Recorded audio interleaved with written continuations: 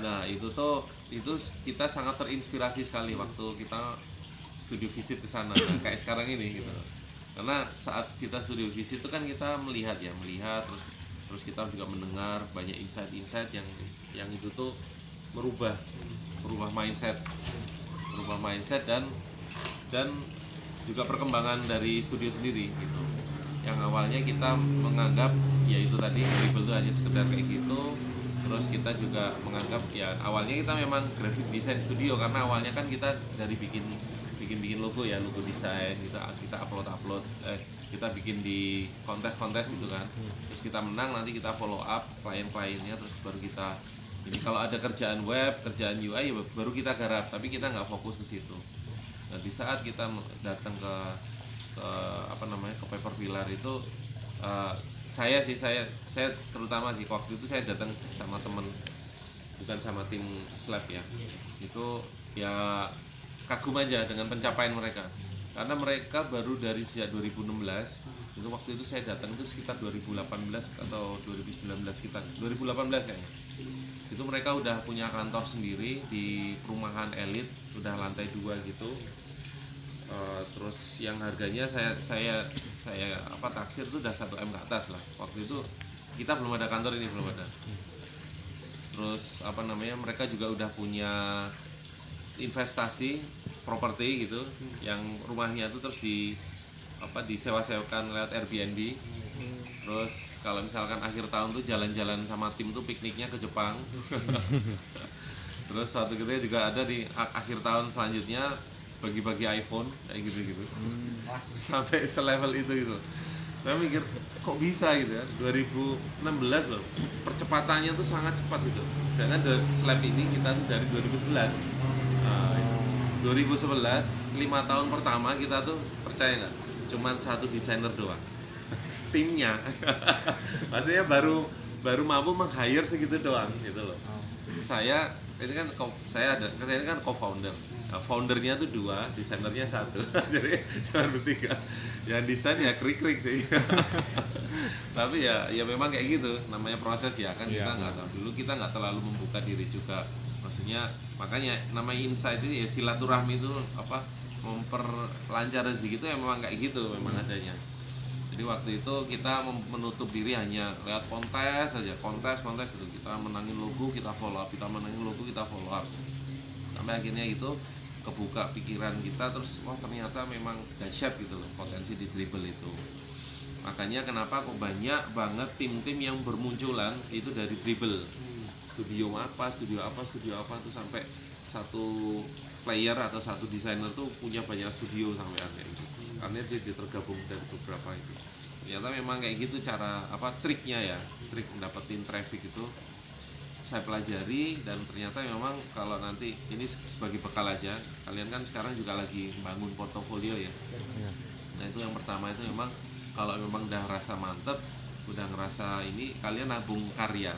Nah kan kita kan tadi kan tak bilang ada 2 jalur, service sama produk. Nah kita bisa nembak kedua hal itu lewat dribble tadi. Jadi kalau nanti kalian disuruh bikin UI kit buat diupload di UI8, jadikanlah itu juga portofolio di dribble. Tapi nggak hanya cuma diupload seadanya, tapi emang benar-benar di layout, di preview, dikasih mockup yang keren sekalian, supaya itu dribbleable lah ya. Nah, itu bukan, kalau itu kan instagramable, ini dribbleable, jadi dilihat tuh cakep gitu. Karena desain web atau desain mobile apps atau dashboard sekalipun kalau nggak kita presentasikan dengan keren, nggak kelihatan cakep juga.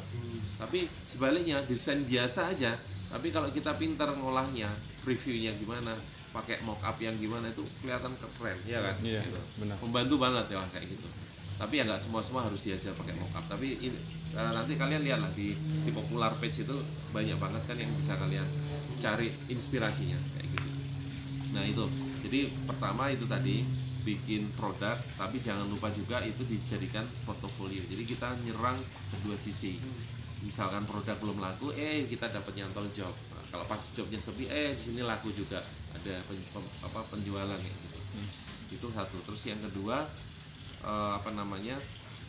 dribble itu nanti kalian juga nyetok nyetok apa namanya, nyetok desain di record audio aja nggak apa. Nah.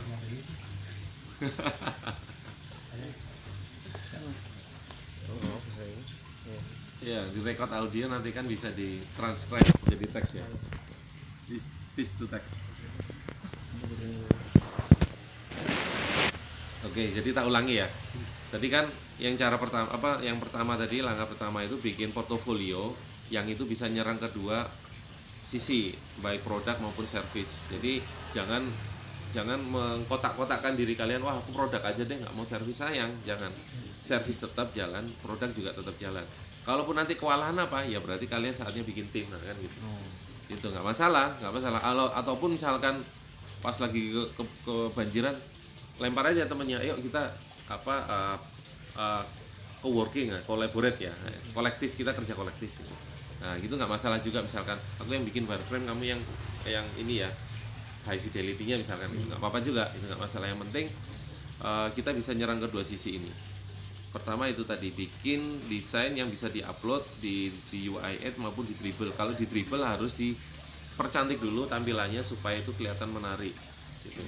Nah terus yang kedua, kalau nanti misalkan kalian mau bikin freebies, itu jangan dijual juga tapi di marketplace-nya ya kan. Dulu pernah tuh freebies tapi tak bikin versi lengkapnya terus diupload di Envato, itu tetap nggak boleh ternyata. Jadi misalkan di Envato cuman onboarding screen, di freebies-nya onboarding-nya tok gitu, terus dalam-dalamnya lengkap, itu tetap nggak boleh. Jadi itu mending kalau mau bikin freebies ya bikinlah yang memang itu khusus freebies, diupload di Dribbble, di Figma Community. Nah itu lumayan cepat juga untuk ngeboost traffic, karena kan kalian awal-awal buka akun kan pasti PR-nya kan itu ya, nyari traffic sebanyak-banyaknya supaya kalian bisa dapat exposure. Tapi yang jelas follower banyak itu memang membantu untuk kalian bisa dapat exposure. Tapi karya yang berkualitas pun juga itu yang utama sih, gitu. Itu freebies itu salah satu tips hacking yang kita lakukan, yang alhamdulillah itu juga cukup dapat traffic. Karena setelah kita ngupload kayak gitu, biasanya nanti dari website penyedia freebies tuh kontakin kita, kayak mereka minta izin gitu, boleh nggak nih kita tampilin ke web kita gitu.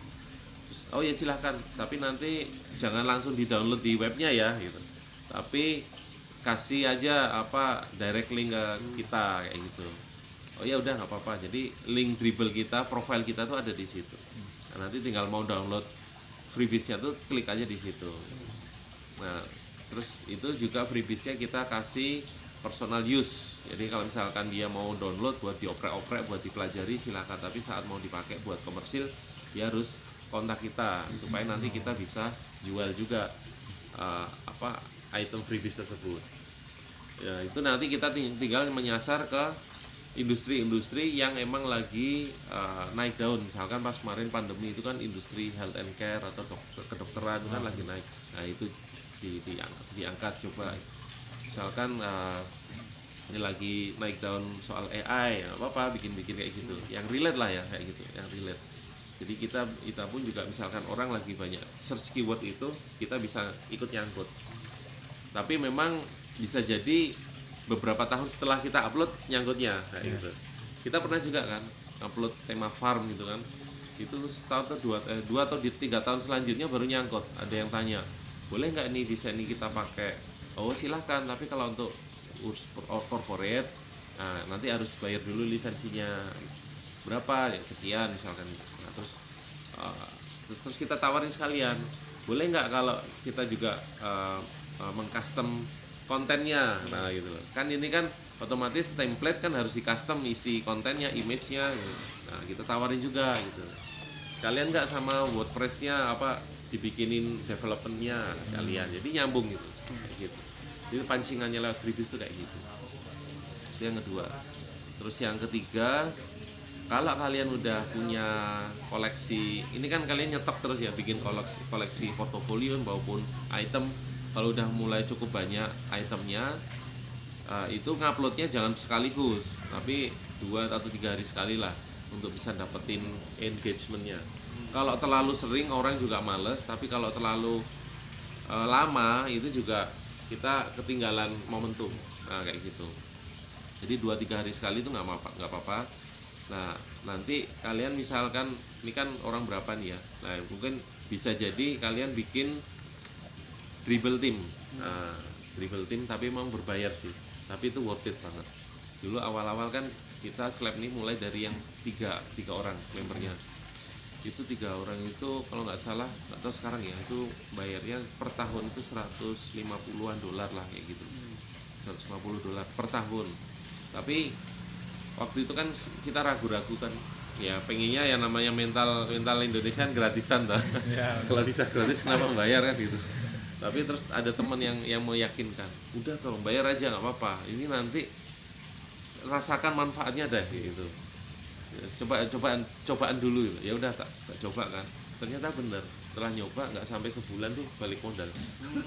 Dapat project yang nilainya melebihi dari itu gitu loh gitu. Dan setelah itu oh iya ternyata ini, jadi memang waktu itu setelah kita ini terus baru bertiga doang, terus kita coba upload secara bergilir, si A, si B, si C gitu, tapi upload as a team kan, jadi timnya kalau si upload kan timnya jatuh nyangkut juga kan kayak gitu.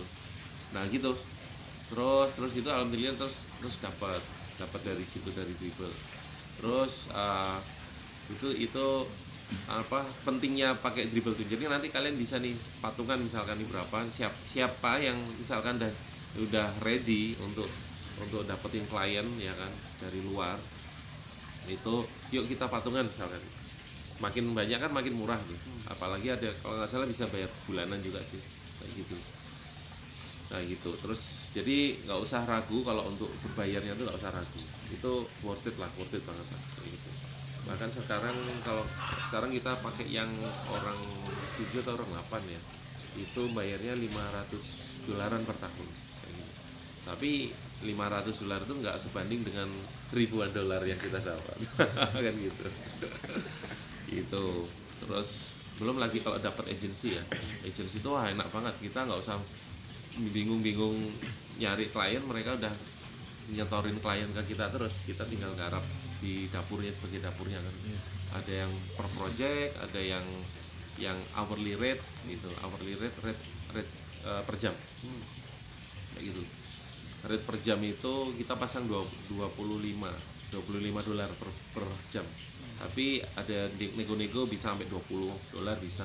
Tapi kalaupun kalian pasang $10 per jam pun itu masih termasuk tinggi di daerah kita, di negara kita ya kan. $10 kalau misalkan katakan kita 6 jam per hari, $60 per hari ya kan. $60 dikurskan Indonesia sejuta. Mana ada kerja sehari dapat sejuta. Kayak gitu. Belum kali 5 hari seminggu, kali 4 minggu sebulan kan. Jadi kalian ini udah benar-benar di track yang tepat lah gitu. Gaji Amerika tapi ongkos Indonesia kan ya.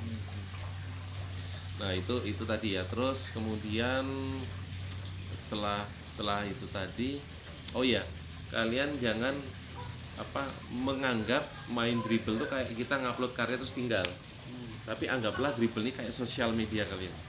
Sosial media. Jadi kalian pun juga harus berinteraksi, harus follow sesama desainer Indonesia, tim Indonesia, kasih likes, kasih komen mereka juga, sehingga mereka pun juga ngeh, ini kok si ini muncul terus sih, ngasih komen. Nah saat kita ini mereka ikut follow back ya kan, follow back terus juga ikut bantu gitu. Karena makanya dribble tuh kenapa kok bisa join harus pakai invitation ya kan, itu karena memang semangatnya tuh semangat community gitu loh, semangat community.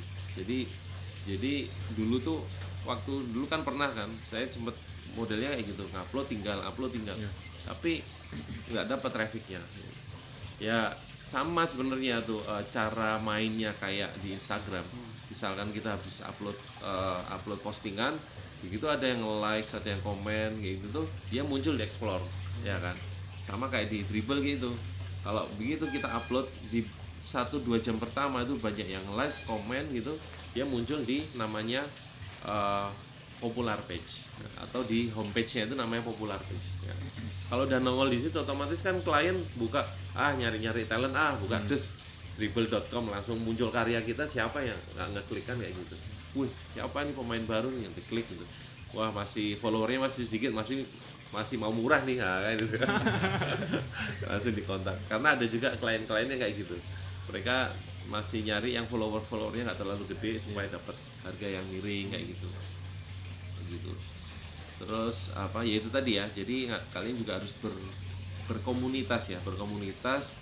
Bahkan tuh ada tuh grup-grup gitu di Telegram atau di WhatsApp. Di Telegram ada sih, jadi saling ngasih support, likes dan komen kayak gitu.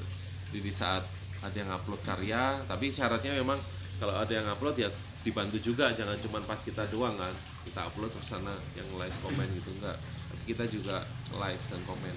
Nah ini kalau kalian udah segini nih, ada yang upload, ayo bantu, nah itu udah modal sendiri, itu udah modal awal tuh untuk bisa dapetin traffic gitu.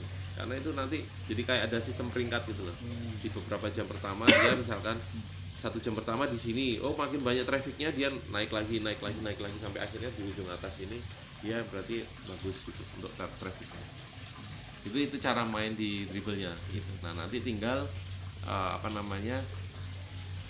tinggal di captionnya, nah itu dikasih kontak kita untuk bisa langsung klik ya, bisa langsung klik profile kita atau klik email gitu kan. Di situ ada ya, misalkan ngisi di form deskripsinya itu kan nanti ada kayak ya bahasa coding ringan yang dia tuh kalau di hover tuh bisa diklik tuh, ya kan, kayak gitu. Nanti ada sih, maksudnya di template-nya itu, di template dicari aja di Google tuh bisa gitu. Jadi di hover tuh dia langsung bisa klik. Jadi klik email atau klik WhatsApp ya kan, atau klik Instagram kita, nah itu nanti bisa gitu di hover. Oh bisa di komennya di deskripsinya tuh gitu, tinggal diklik. Apalagi kalau WhatsApp langsung wa.me itu kan, wah itu udah langsung chat, langsung gitu, langsung dilayani kayak gitu.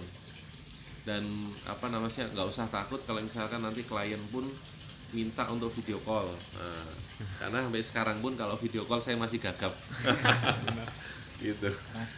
Masih gagap. Ya nggak masalah, mereka tuh memahami kalau misalkan kita itu memang bukan berbahasa Inggris fluent ya, maksudnya gitu tuh. Yang penting mereka ucapkan tuh kita tuh paham kayak gitu. Itu aja udah cukup bagi mereka gitu. Terus ya yang penting kita juga menunjukkan dengan karya. Kalau mereka udah cocok sama karya kita dan hubungin kita kan berarti itu tandanya mereka cocok sama kita. Terus jangan lupa nyalain notifikasi di ininya, untuk misalkan ada inquiry masuk bisa langsung gercep ya. Karena namanya klien itu atau klien itu kalau misalkan ngirim ke kita sebagai desainer tuh biasanya mereka ngirim ke beberapa orang gitu. Nanti tinggal siapa yang nyaut duluan kan. Kalau kita telat momentumnya ya nanti bisa kesaut orang. Jadi kadang kita udah reply tapi kok ternyata nggak dibalas lagi ya, biasanya dia udah nyangkut sama orang lain kayak gitu. Jadi respon cepat itu juga dibutuhkan gitu. Terus untuk follow up-nya seperti apa kayak gitu. Mungkin gitu sih. Sama mau ada yang mau ditanyain? Itu kalau hashtag itu berfungsi nggak sih di Dribbble? Hashtag, kalau hashtag sebenarnya di situ kan ada keywordnya ya. Ada maksudnya ngisi keyword ya. Kita sih ngisi keyword secukupnya aja sih. Kalau terlalu lengkap juga malah menyesatkan toh. Iya toh. Kalau yang keyword yang nggak relate gitu kan malah menyesatkan. Gitu. Ada lagi? Kalau misalnya saya sendiri di Dribbble itu punya kepengurusan sendiri atau gitu? Ya, ada adminnya. Ada adminnya, dia ngurus beberapa akun gitu toh. Jadi nanti misalkan ada job masuk, nanti dia yang tugas ngupload yang mengatur sirkulasi flow, siapa yang giliran upload kayak gitu, karyanya mana. Tapi nanti kalau udah ada email masuk ke email kita, itu udah beda lagi orangnya. Ada namanya project manager. Ya project manager itu nanti yang bertugas menerima umpan lambung itu tadi, terus dia nge-follow up lewat email. Jadi kayak CS-nya lah ya. Gitu. Terus tanyain pertama kita itu jangan langsung tembak harga, tapi kita langsung misalkan sana tanya ya, kalau bikin ini berapa gitu. ya kita tanya dulu, oh kebutuhannya seperti apa, mungkin bisa dijelaskan gitu. Karena itu kan tergantung spek ya, gitu. Speknya seberapa kompleks gitu tuh kan kita juga nggak tahu. Makanya kita terima dulu, kita tanyain dulu kebutuhan seperti apa. Siapa tahu udah ada briefnya, tolong dikirimkan referensi mungkin gitu, nanti sambil kita bikin pricingnya kayak gitu. Terus dari situ nanti misalkan udah deal, kita minta DP 50% gitu. Minta DP 50% ke kliennya untuk biar bisa nih jalan. Nah, nanti kita ngirim lewat invoice, lewat PayPal biasanya. Nah, PayPal itu sendiri itu bisa berfungsi sebagai rekber, rekening bersama. Ya kayak misalkan kalian mau beli barang gitu, terus lewat Topet aja ya, supaya ada yang menjamin uangnya gitu kan. Nah, di PayPal itu bisa berlaku seperti itu. Jadi nanti kita juga bisa mengedukasi si klien bahwa uangnya kalau lewat PayPal itu aman, karena nanti ada yang namanya PayPal Buyer Protection gitu. Jadi saat kita kirim invoice itu kita tambahkan markup 4,5% untuk ngecharge si apa jasa buyer protectionnya itu supaya mencegah, kalau ya itu jasa admin lah ya, tapi itu untuk mencegah supaya misalkan nanti si apa namanya, misalkan nih kalau kita nggak sesuai dengan janji terus kita lari gitu, nah uang kita tuh nanti bisa ditarik dari PayPal tuh terus kasihkan sama kliennya. Jadi si PayPal itu punya hak untuk menarik uang itu. Begitu juga apa namanya, tapi kita bisa naik banding. Ini loh, kita udah mengerjakan sesuai dengan perjanjian, itu ada history chatnya, history emailnya, itu kita bisa naik banding. Jadi kita pun juga bisa memenangkan kasus itu. Mungkin gitu. Kalau ini mas, berkaitan dengan demand di desain tuh yang paling tinggi apa sih sekarang? Permintaan pasar gitu. Permintaan pasar ya? Ya sebenarnya sih kalau mau dibilang, kalau di slab design sendiri memang UI UX saat ini gitu. Karena kalau kita mau ngomongin ilustrasi, stock image itu udah banyak banget kan, ilustrasi itu mau nyari apa aja tuh udah banyak, apalagi ya udah adanya AI sekarang ya kan.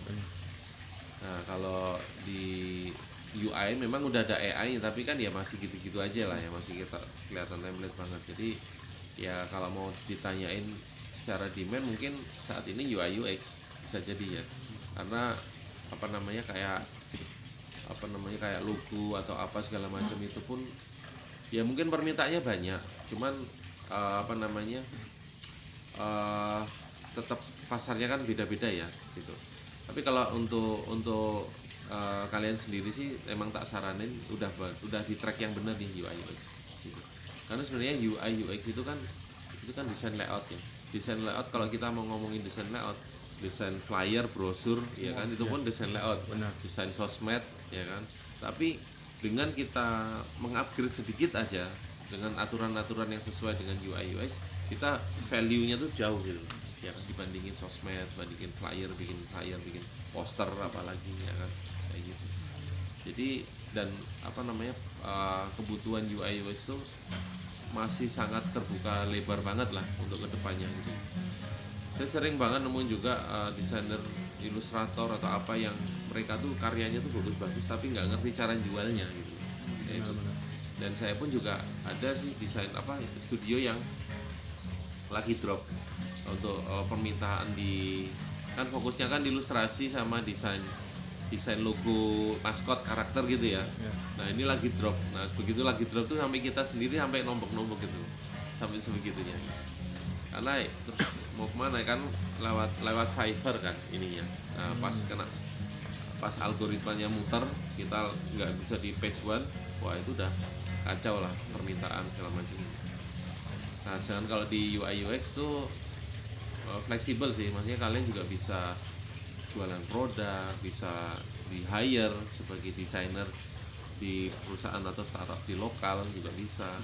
Di Jakarta tuh tinggi-tinggi, di atas 5 bahkan di atas 10 pun banyak kayak gitu ya kan, untuk yang berani untuk meng-hire desainer UI kayak gitu.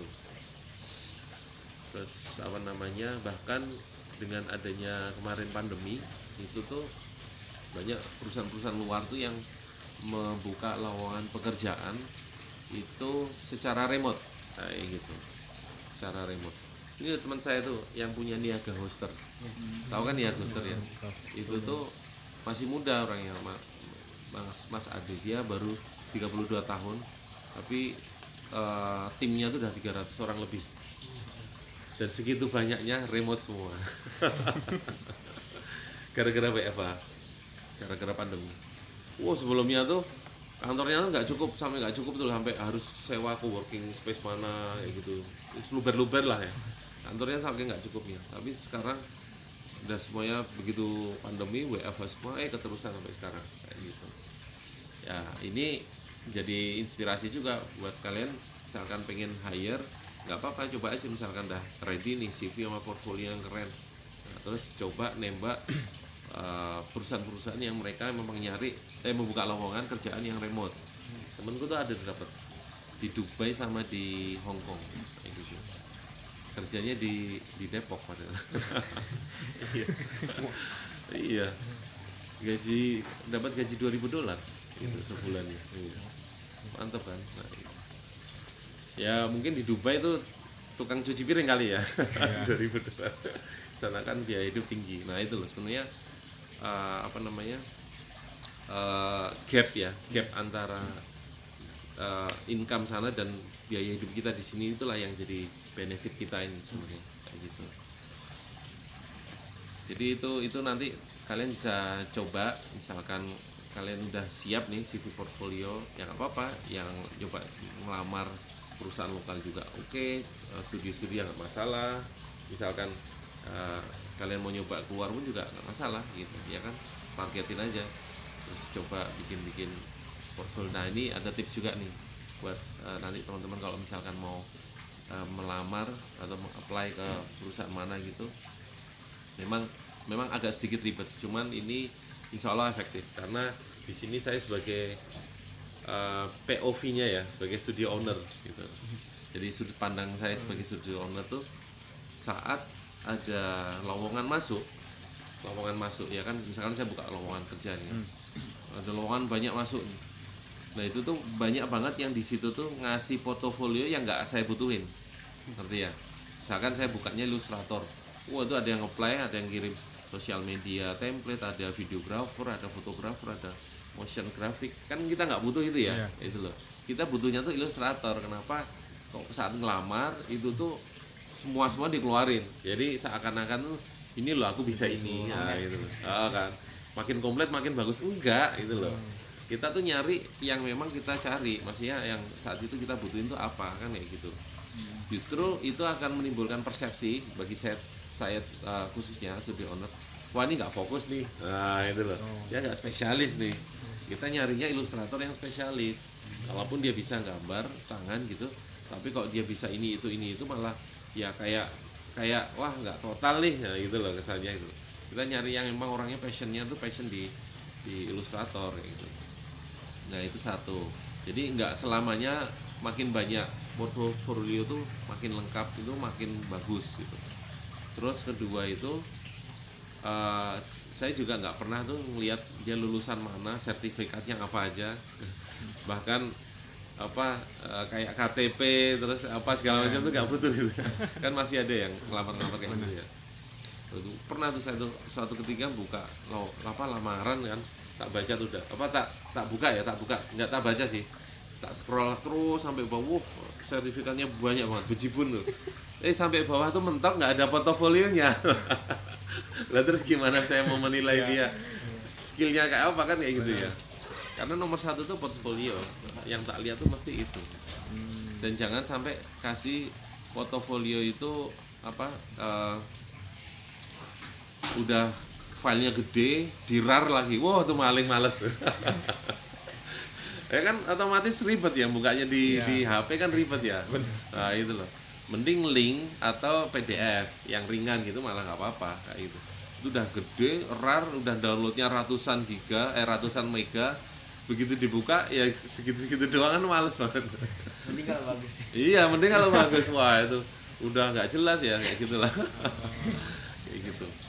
Nah, terus tips yang ketiga, sebelum sebelum kalian mau apply ke studio atau ke perusahaan itu, riset dulu. Riset cepet lah, riset kecil-kecilan. Ini apa, studio atau perusahaan ini bergerak di bidang apa sih? Nah, itu. Terus kasihlah portofolio kalian yang memang itu relate sama mereka. Nah, gitu, relate.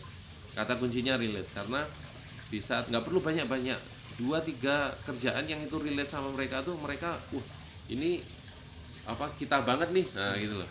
Sama misalkan kalau saya sendiri buka lowongan gitu, terus ngelihat buka lowongan ilustrator katakanlah ya, lowongan ilustrator, otomatis ilustrasi yang kita bayangin kan, kalau dulu tuh zaman flat design gitu kan, yang modern lah ya, kayak gitu, yang ilustrasinya tuh ya vektor-vektor. Nah, ada yang ngelamarnya gambar-gambar tengkorak gitu, yang darah-darah gitu.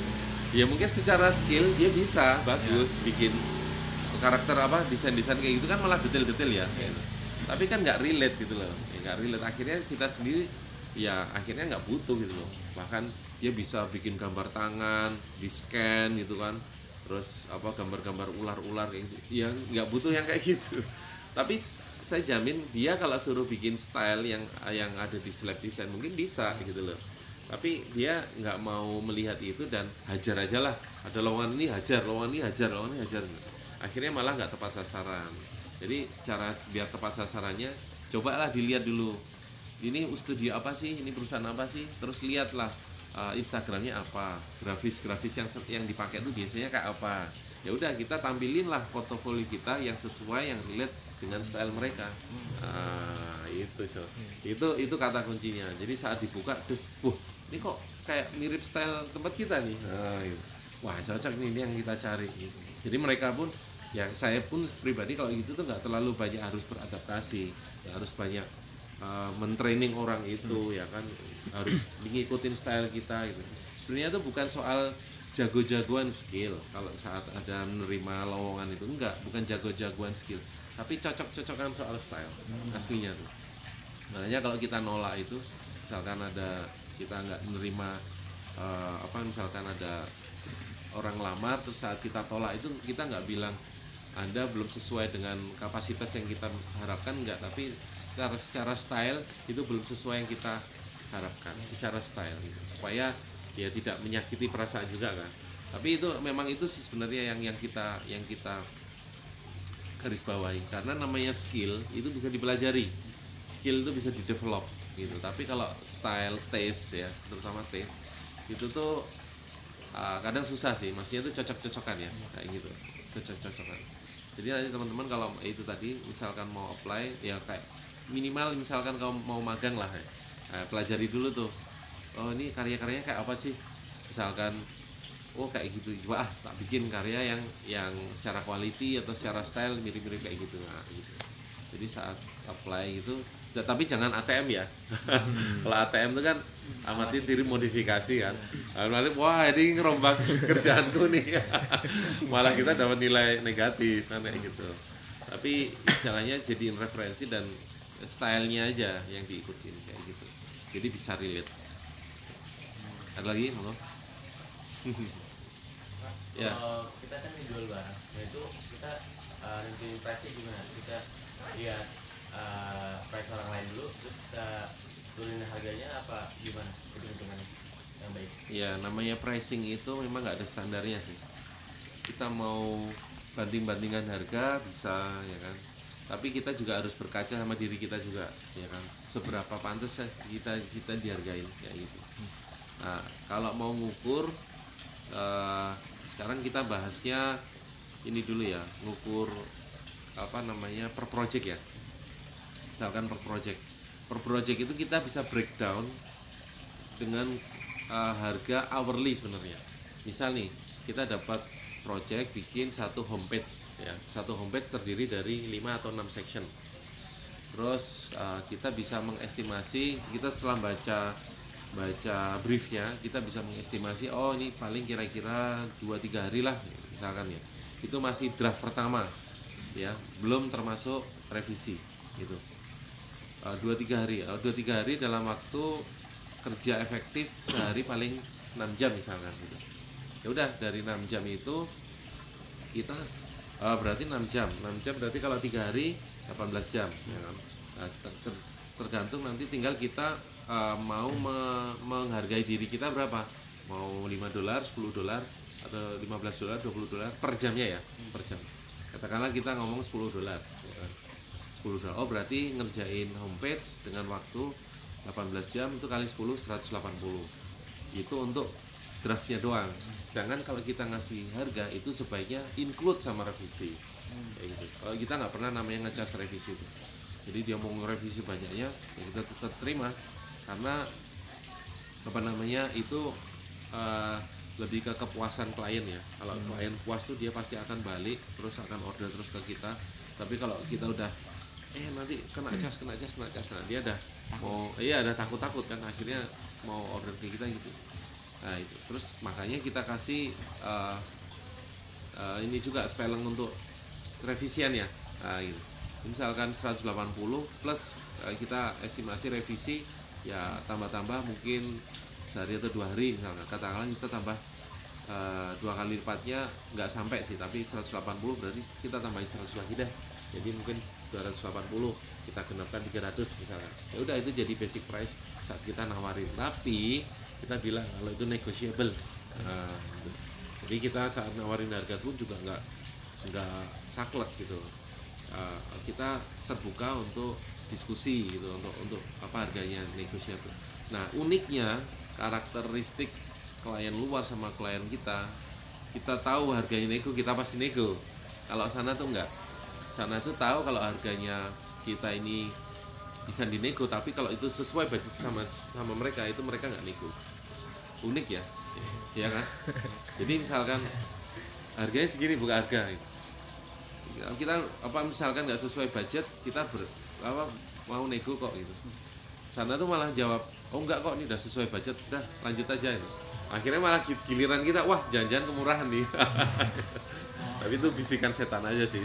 Kayak membuat kita nggak bersyukur.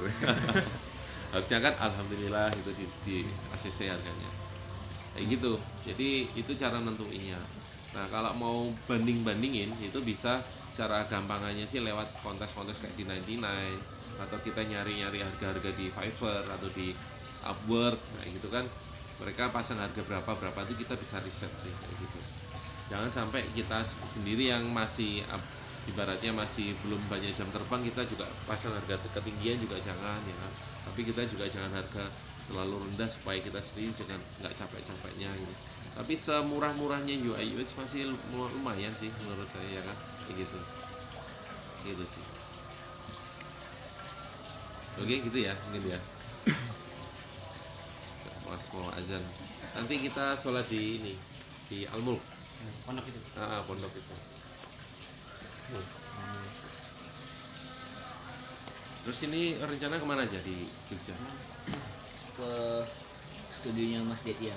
Mas siapa? Detia Hey Detia, ya. Planting. Oh ya. Rencananya kami disuruh minimal 5. Kami yang dapat itu yang di Jogja cuma 2. Oh gitu. Terus mau nyari lagi yang lain referensi. Iya, boleh. Ya sebenarnya di Planting itu ada OWW juga sih. Kalau mau Iya, sekalian. Anak-anak tuh saya udah kontak juga kan. Kayak saya ngehubungin Mas Detnya, dikasih nomornya, terus ngehubungin studionya juga, beda lagi orangnya. Iya. Kayaknya Kalau OWW itu Mas Piko namanya. Dia banyak belajar juga soal dribble sama beliau. Kayak gitu. Nggak apa-apa itu nanti sekalian aja kalau jadi kan paling nggak checklist itu nggak bohong loh tetap list. Cuman memang berdekatan atau malah jadi satu tuh kalau salah. Gitu. OWW sama Planting. Kalau Mas Ferry sendiri ada berapa studi? Yang di Jogja ada 3 sih kayak gitu. Cuman yang satunya letterhand font bikinnya. Harus relate nggak sama kalian? Bebas ya. Yang latar itu di mana? Di dekat Maguwo, di dekat Stadion Maguwo sana. Tapi agak sempit sih situ tempatnya, cuman kayak rumah gitu biasa. Ini dikasih waktu sampai kapan nih Mas Studi itu? bebas. Oh bebas. Iya, bebas. Kalau kita lagi main di sini aja guys. Oh gitu. Iya, udah di sini aja. Oh iya udah nggak apa. Nah kalau misalkan mau yang di sini kan tadi bahas soal slab design ya. Nah, kalau mau yang letterhand nggak apa-apa, nanti kalian cuma tinggal kunjungan aja sana. Tapi kan tak jelas-jelasin juga di sini itu nggak apa-apa. Nanti habis sholat gitu. Jadi kan udah dapat 4 tuh, kurang 1 ya. Harus yang ada ini ya, development nggak? Nggak. Pengen juga nyari yang ada developmentnya. Kalau saya yang berkaitan multimedia. Oh, multimedia. Multimedia tuh mana ya? Studio multimedia. Nggak ada UI UX nggak apa-apa. Kenapa? Kalau ada UI UX Iya, iya, nggak apa-apa juga. Yang paper pilar itu di mana? Itu dulu sih di Jogja daerah selatan ya, agak jauh sih, dari 30 menit sih, tapi ya nggak tahu, sana tuh agak tertutup sih orangnya kayak gitu. Atau nanti tak kasih kontak ini, Kim Asset ada, mau wear design. Wear tuh aneh, wear design itu dia tuh sama Mas Adit namanya, dia tuh sampai bikin ikonnya WinRAR. Nah, jadi dapat project itu dari WinRAR langsung. Kalau kita kan buka WinRAR kan suruh ini ya paling trial gitu terus kan, trial never ending trial. Gitu. Kalau mau sih itu. Nanti tak tanyain dulu mau nggak untuk menerima gitu kan kunjungan. Terus paling mana ya?